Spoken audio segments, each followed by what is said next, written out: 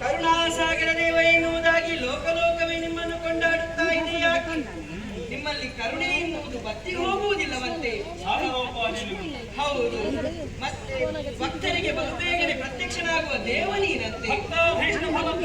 ಹಾಗಾಗಿ ಕರುಣಾಸಾಗರ ದೇವ ಎನ್ನುವುದಾಗಿ ಲೋಕಲೋಕವೇ ನಿಮ್ಮನ್ನು ಕೊಂಡಾಡುತ್ತಾ ಉಂಟು. ನಿಮ್ಮಲ್ಲಿ ಕೇಳುವುದು ಒಂದೇ, ನನ್ನ ಉದರದಲ್ಲಿ ಹುಟ್ಟುವಂತಹ ಮಗ ತ್ರಿಭುವನದಲ್ಲಿ ವಿಭುವಾಗಿ ಮೆರೆಯಬೇಕು ಅಂತ ಅವರವನ್ನು ಅನುಗ್ರಹಿಸಿದಂತೆ. ಮಗಳೇ, ನಿನ್ನ ಇಚ್ಛೆಯಂತೆ ಜಗಮೂಲನ್ನು ಗೆದ್ದುವಾಡುವಂತಹ ಮಗನೇ ನಿನ್ನ ಉದರದಲ್ಲೇ ಹುಟ್ಟಿ ಬರ್ತಾನೆ. ಆದರೆ ಹುಟ್ಟುವಂತಹ ಮಗ ಮಾತ್ರ ಮಹಿಷರಾಕೃತಿಯಲ್ಲಿರ್ತಾನೆ. ನಾನೇನು ಅಪರಾಧವನ್ನು ಮಾಡಿದ್ದೇನೆ ಈ ರೀತಿಯಾಗಿ ನನಗೆ ಶಾಪವನ್ನು ಕೊಟ್ಟರೆ? ಇಲ್ಲ, ನಿಮ್ಮನ್ನು ಪ್ರತ್ಯಕ್ಷಗೊಳಿಸುವುದಕ್ಕೆ ನಾನು ಎಷ್ಟು ಕಷ್ಟಪಟ್ಟಿದ್ದೆ. ಇವತ್ತು ಭಾಗ್ಯ ನನಗೆ ಒದಗಿ ಬಂದಿದೆ. ಇಷ್ಟು ಸಣ್ಣ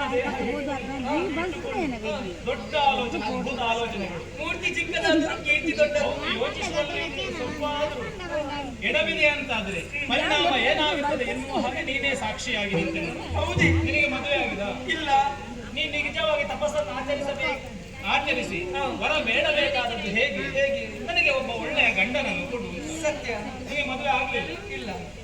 ಅಪೇಕ್ಷಿಸ್ತಾ ಇದ್ದೆ. ಜನನಿಯ ಆಜ್ಞೆ. ಜನನೇ ಆಡ್ತಾಳೆ. ಅದನ್ನೇ ನಿಮ್ಮ ವಂಶದ ಉದ್ಧಾರಕ್ಕೆ ಬೇಕಾಗಿ ಉಪಯೋಗಿಸುವಂತಹ ನಿಟ್ಟಿನಲ್ಲಿ ನೀ ಎಡವಿದೆ. ಇಲ್ಲಿ ಮಹಿಷ ರೂಪವನ್ನು ಆಯ್ಕೆ ಮಾಡಿಕೊಂಡೆ.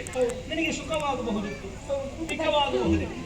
ಆ ಯಾವ ಯೋಚನೆಗಳು ಹೊಳೆಯದೆ ಮಹಿಷ ರೂಪವನ್ನಂತೆ ಪರಿಣಾಮವಾಗಿ ನಿನ್ನ ಉದರದಲ್ಲಿ ಹುಟ್ಟುವಂತಹ ಮಗ ಮಹಿಷನೇ ಆಗುತ್ತಾನೆ. ಹೌದೇ? ನಾ ಬ್ರಹ್ಮದೇವ ಕೊಟ್ಟ ಶಾಪ ಅಲ್ಲ. ಮತ್ತೆ ನಿನ್ನ ತಪದ ಜ್ವಾಲೆಯಿಂದ ಹತ್ತಿರದಲ್ಲೇ ತಪಸ್ಸಿನಲ್ಲಿ ನಿರತನಾಗಿದ್ದಂತಹ ಸುಪಾರ್ಶ್ವಕ ಮಹಾಮನಿಗೆ ತೊಡಕಾಗಿ ಕುಪಿತನಾಗಿ ನಿನ್ನನ್ನು ಶಪಿಸಿದ್ದಾನೆ. ನಿನ್ನ ಉದರದಲ್ಲಿ ಕೋಣನೇ ಹುಟ್ಟಲಿ. ನಾನು ಯಾಕೆ ಚಿಂತಿಸಬೇಕು? ನಾನು ಯಾಕೆ ದುಃಖಿಸಬೇಕು? ಮೂರು ಮೂರ್ತಿಗಳಲ್ಲಿ ನೀವೊಬ್ಬರಲ್ವೇ? ಇದನ್ನು ಪರಿಹರಿಸುವುದಕ್ಕೆ ನಿಮ್ಮಿಂದ ಸಾಧ್ಯವಿಲ್ವೇ ತಂದೆ?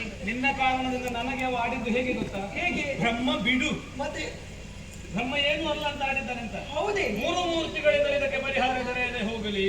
ನನ್ನ ಗತಿ ಮುಂದೆ ನೀ ಬಯಸಿರುವುದು ರೂಪವನ್ನು ಅಲ್ಲ ತಾನೆ, ಅಲ್ಲ, ಪರಾಕ್ರಮವನ್ನು. ಸತ್ಯ. ಕೋಣನಾದ್ರೇನಂತೆ ಜಾಣನಾಗುತ್ತಾನೆ, ಮೂರು ಲೋಕವನ್ನು ಗೆದ್ದಾಡುತ್ತಾನೆ, ಯಶೋವಂತನಾಗುತ್ತಾನೆ. ಜಯ ಜಯ ಜಯ ಜಯ ಜಯ